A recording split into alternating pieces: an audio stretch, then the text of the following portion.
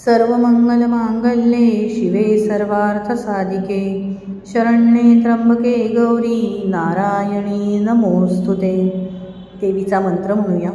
सिंहासनगता नित्यं पद्माश्रितकरद्वया शुभदास्तु सदा देवी स्कंदमाता यशस्विनी। देवीचा आशीर्वाद आपणा सर्वांवर कायम राहावा। नमस्कार।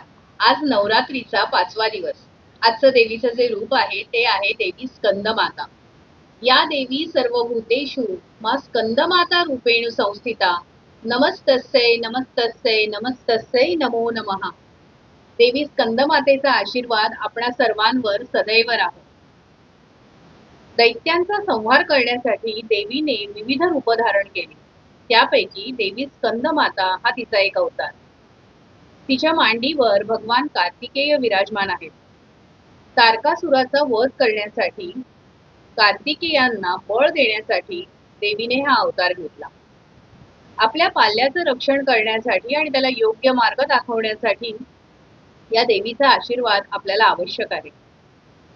देवीचे हे रूप आपल्याला शांतता तर देतच, मनःशांती देतं, त्याबरोबरीने आपल्यामध्ये आत्मविश्वास निर्माण करतं। आज या व्हिडिओच्या माध्यमातून ज्या ताई आपल्याशी संवाद साधणार आहेत त्या आहेत सौ प्रवेशा भोईर।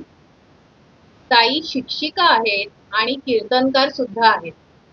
ज्येष्ठ नागरिकांपासून अगदी लहान मुलांपर्यंत कीर्तनाच्या माध्यमातून विविध प्रकारचे विषय पोहोचवणं हे त्या आनंदाने करतात। खरं तर आपल्या महाराष्ट्राची कीर्तन ही फार प्राचीन परंपरा आहे आणि कीर्तनाच्या माध्यमातून संतांनी जनजागृती केलेलीच आहे। तसंच ताई कार्य करत आहेत आणि आज या व्हिडिओच्या माध्यमातून आपल्या रोजच्या जगण्यामध्ये आपण अध्यात्म कुठे शोधायचं आहे किंवा अध्यात्म हे मुळात आपल्या जगण्यात असतं, तर आपल्याला ती दृष्टी फक्त निर्माण करायला हवी आहे, याबाबत ते मार्गदर्शन करणार आहेत। चला तर आपण ताईंना ऐकूया आणि त्यातून काहीतरी शिकूया। चला। गुरुदेव दत्त। रामकृष्ण हरी। आजचा आपला विषय आहे तो म्हणजे रोजच्या जगण्यातील अध्यात्म।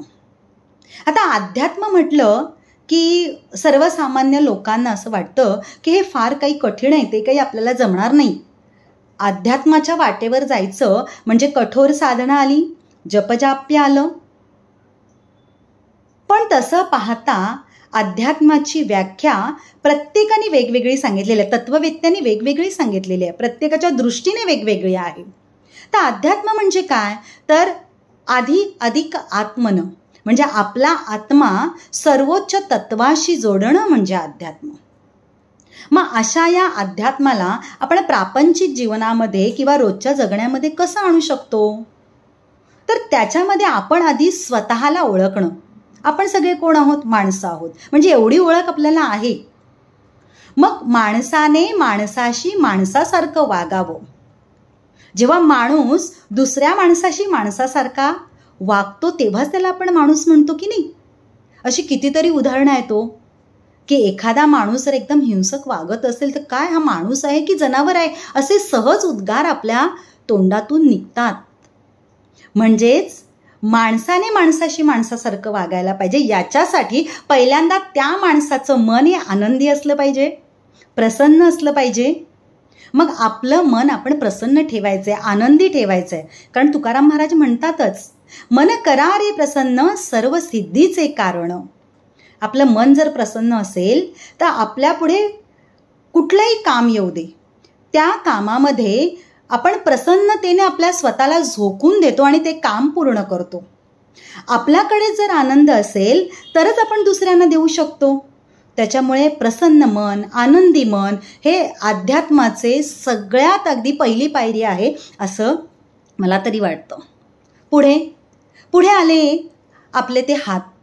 हाताने आपण म्हणतो की या हाताने आपले चांगले काम करू दे, चांगलं काम होऊ दे। मग काही जण श्लोक सुद्धा म्हणतात की सकाळी उठल्या उठल्या आपली ओंजळ आपल्या डोळ्यासमोर ठेवून श्लोक म्हटला जातो, कराग्रे वसते लक्ष्मी, करमध्ये सरस्वती, करमूले तू गोविंद, प्रभाते कर दर्शनम। म्हणजे हातामध्ये प्रत्यक्ष देवतेंचा वास असल्यामुळे माझ्या हातातून नेहमी चांगलं काम होऊ दे. श्लोक येत असेल तर उत्तम, पण नसेल येत तर या हातानं आवाहन करायचे की या हाताने नेहमी चांगलं काम होऊ दे, या हाताने कधीच वाईट काम होऊ दे नको. आणि याची आठवण आपल्याला दिवसभर राहील, कारण आपलं मन प्रसन्न आपण ठेवलं तर. पुढे ज्या वेळेला आपण आपल्या बिछाण्यावरून उठतो आणि जमिनीवर पाऊल ठेवतो त्यावेळेला या पंचमहाभूतांपैकी एक जे तत्व आहे ते म्हणजे पृथ्वीचं. ही पृथ्वी आपल्याला अनेक वर्ष सांभाळते, तर पाय ठेवण्यापूर्वी या पृथ्वीला नमस्कार करायचा आहे. श्लोक येत असेल तर उत्तम. समुद्रवसने देवी पर्वतस्तन मंडले विष्णू पत्नी नमस्तुभ्यम पादस्पर्शम क्षमस्ववे. म्हणजे मला क्षमा कर, पण तिची सुद्धा आपण जाण ठेवतो. याचा अर्थ असा आहे, जर आपण पुढे कुठे धडपडणार असू तर ते धडपडायला होणार नाही, कारण ती आपल्याला सांभाळणार आहे. वाकड्या मार्गाकडे किंवा वाकड्या वाटेकडे आपले पाऊल पडणार नाही, कारण का सकाळीच आपण तिला आवाहन केलेलं आहे, सकाळीच तिची क्षमा मागितलेली आहे, तू आम्हाला सांभाळतेस म्हणून तिला नमस्कार केलेला आहे, धन्यवाद दिलेले आहेत. पुढे जो जो अन्न पदार्थ आपण खातो किंवा जे जे काही आपण पेय पितो त्या प्रत्येकाला कशामुळे आपल्याला मिळालंय तर ह्याचं भान ठेवलं पाहिजे. भोजनाचा घास घेण्यापूर्वी वदनी कवळ घेता असे आपण श्लोक म्हणतो, पण त्या अन्नामध्ये सुद्धा परमेश्वराचा वास आहे, किंवा हे अन्न ज्याच्यामुळे आपल्याला मिळालेलं आहे त्या परमेश्वराशी कृतज्ञ राहिलं पाहिजे, त्याचे धन्यवाद दिले पाहिजेत. मला असं वाटतं की अगदी आपल्या खेडोपाड्यामध्ये सुद्धा चुलीवर ज्या वेळेला पहिला आधण ठेवलं जातं त्यावेळेला त्या चुलीला त्या घरातली माऊली नमस्कार करते, किंवा संपूर्ण स्वयंपाक सिद्ध झाला की पहिला जो भोग असतो, पहिला जो घास असतो त्या चुलीला घातला जातो. कशासाठी? तर या अग्निदेवतेने जे काही अन्न आपल्याला सिद्ध करून दिलेलं आहे तिच्या प्रती कृतज्ञता. म्हणजे ही जी काही पंचमका, पाणी आलं, आकाश आलं, भूमी आली, वायू आलं, अग्नी आलं, या सगळ्यांशी जर आपण कृतज्ञ भावनेने वागलो तर नक्कीच अध्यात्म दुसरं तिसरं काही नाही आहे. त्याच्यानंतर पुढे जाऊन मी असं सांगेन की बघा की ज्या वेळेला आपण घरातून बाहेर पडतो त्यावेळेला आपल्यासारखी सुद्धा ही दुसरी माणसं आहेत, तर त्यांच्याशी माणसासारखंच वागलं पाहिजे की नाही. माणसाने माणसासारखंच वागलं पाहिजे, तरच त्याच्यातला माणूस पण जिवंत राहणार आहे. समजा आपल्या समोर एखादा भुकेली व्यक्ती आली तर त्या भुकेल्या व्यक्तीला जर काही आपल्याकडचं असेल तर ते थोडंसं दिलं तर आपलं काही कमी होणार आहे का? मुळीच कमी होणार नाहीये. बरं, संतांनी आपल्याला हाच घाट घालून दिलेला आहे. तुकाराम महाराजांचं उत्तम उदाहरण आहे. एक कथा सांगते छोटीशी, की ज्या वेळेला घरातली चिल्ली पिल्ली म्हणजे त्यांची मुलं बाळं उपाशी आहेत आणि त्यांच्या पत्नीने सांगितलं की जा काहीतरी घेऊन या, त्यावेळेला एका ऊस मालकाचा ऊसाचा जो शेतकरी आहे त्या शेतकऱ्याकडे ते जातात, ऊस तोडणीचं काम करतात आणि एक मोळी बांधून मुलांसाठी घेऊन येतात. आणि समोरून गावातली मुलं येतात आणि तुकाराम महाराजांना सांगतात की आम्हाला भूक लागली, आम्हाला ते ऊसाचे दाणके द्या. त्यावेळेला तुकाराम महाराजांनी विचारच केला नाही की माझी मुलं तिकडे उपाशी आहेत. समोर आलेल्या त्या मुलांमध्ये त्यांना त्यांची मुलं दिसली आणि सगळं त्यांना खाऊ घातलं. याचा अर्थ असा आहे की संतांनी आपल्याला सांगितलेलंच आहे की आपल्याकडचं जे काही आहे ते आपण इतरांना देऊ केलं पाहिजे, किंबहुना सगळ्यांमध्ये आपण देव शोधला पाहिजे. जनाबाईंचं जर उदाहरण घेतलं तर कामाच्या बाबतीमध्ये जनाबाईंनी प्रत्येक कामामध्ये प्रत्यक्ष त्या विठ्ठलाला बोलवले अशा आपण कथा ऐकतो. पण मला एक गोष्ट अशी सांगावीशी वाटते की खरोखरच विठ्ठल तिथे आलेला होता का? त्यांनी जनाबाईची सगळी कामं केली आहेत का?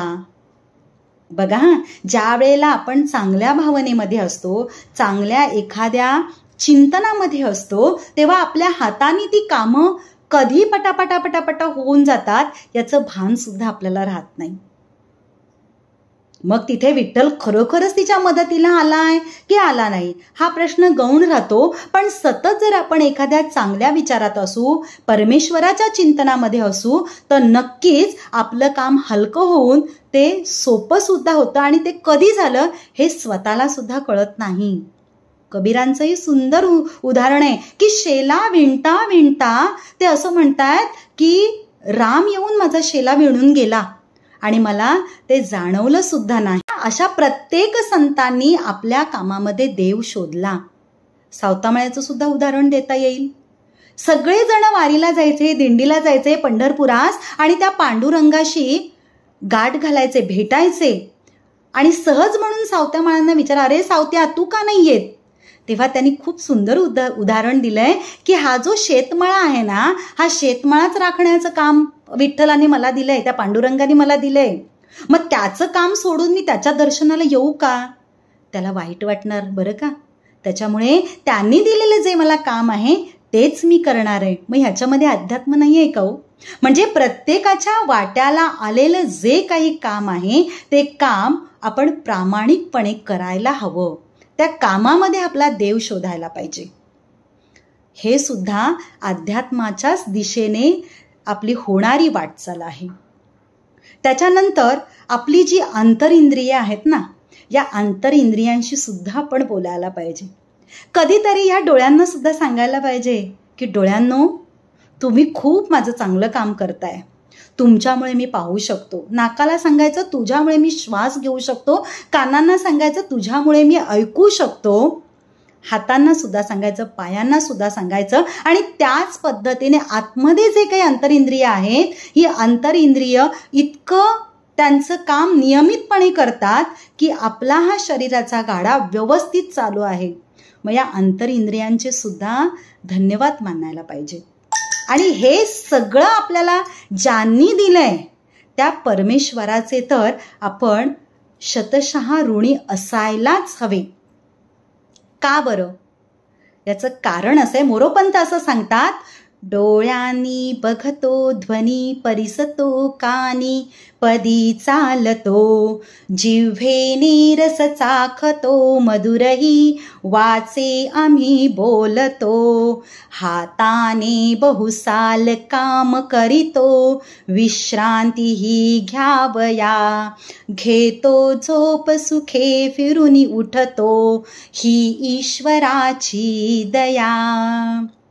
या सगळ्या इंद्रियांना आपण काय करायला पाहिजे तर त्यांचे आभार मानायला पाहिजे. आणि ज्यांनी अगदी त्या त्या ठिकाणावर आपलं इंद्रिय बसवलेलं आहे त्या परमेश्वराच्या ऋणात सदैव राहायला पाहिजे असं मला वाटतं.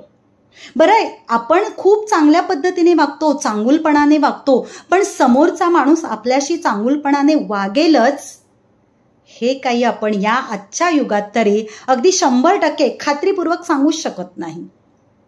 जरी समोरचा वाईट वागला तरी आपण त्याच्याशी चांगलंच वागायचं आहे. समोरच्याने अरे म्हटल्यानंतर आपण कारे म्हणायचं नाही.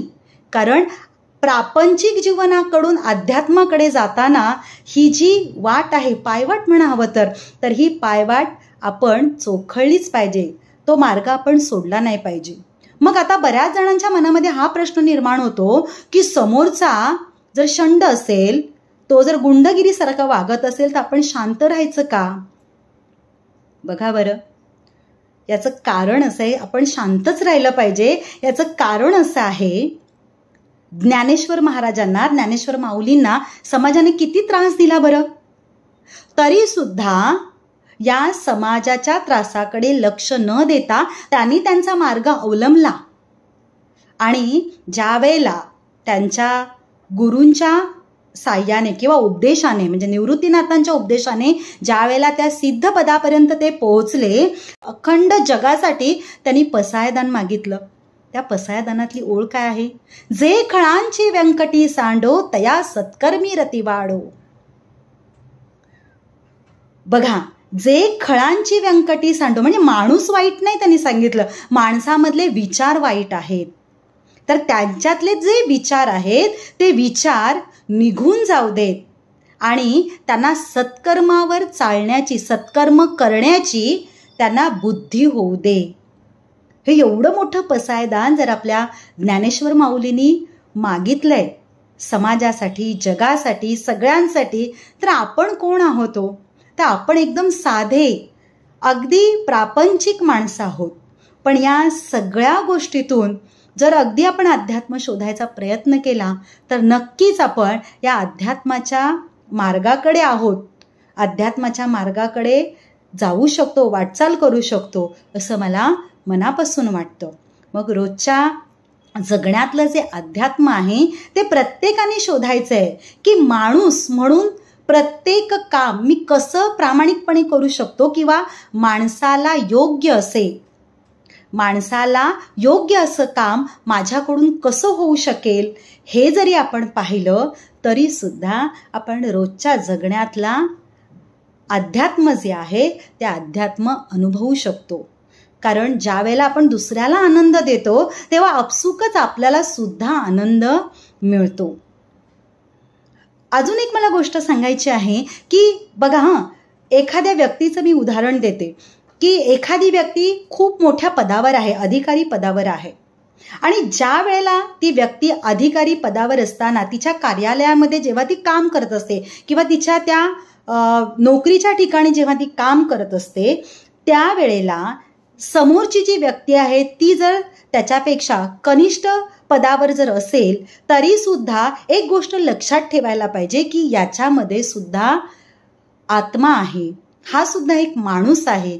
तर अधिकारवाणीने न बोलता जर समजावून एखादी गोष्ट सांगितली की जेणेकरून काम सुद्धा होईल आणि उगाचच आपल्याकडून ओरडा त्याला मिळणार नाही, तेव्हा सुद्धा हे काम शक्य होऊ शकणार आहे.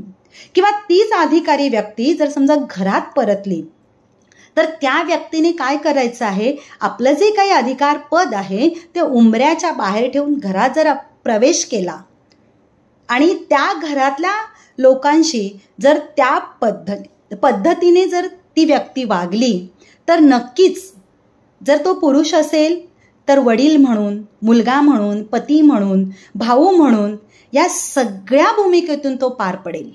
स्त्री असेल तर स्त्रीचं सुद्धा तसंच, पत्नी, आई, सून, बहीण, भाऊजय या सगळ्या नात्यातून जाईल. पण जर का समजा एखाद्या अधिकार पदाचा अहंकार मात्र माणसाच्या मनामध्ये निर्माण झाला तर मग मात्र आपल्या वाट्याला आलेली जी भूमिका आहे ती भूमिका कुठेतरी त्याचं क्लेश निर्माण होतात आणि मग त्याच्याकडून माणूस म्हणून वागण्याचं राहून जातं. अर्थात तो अध्यात्माच्या वाटेवर एक पाऊल पुढे जाण्यापेक्षा 2 पावलं मागे सरकलेला आपल्याला दिसेल. याच्यासाठी काय, तर रोजच्या जगण्यामध्ये की मला जास्तीत जास्त आनंद कसा देता येईल, माझ्याकडून कसं चांगलं काम होईल, आणि हे सगळं करत असताना जो काही देह आपल्याला मिळालेला आहे हा देह त्या ईश्वराचा आहे. ईश्वराने जी काही कामं माझ्यासाठी निर्माण केलेली आहेत, माझ्यासाठी दिलेली आहेत, ती मला प्रामाणिकपणे करायचीच आहेत, पण त्या कामामध्ये त्या परमेश्वराचं अधिष्ठान ठेवायचं आहे.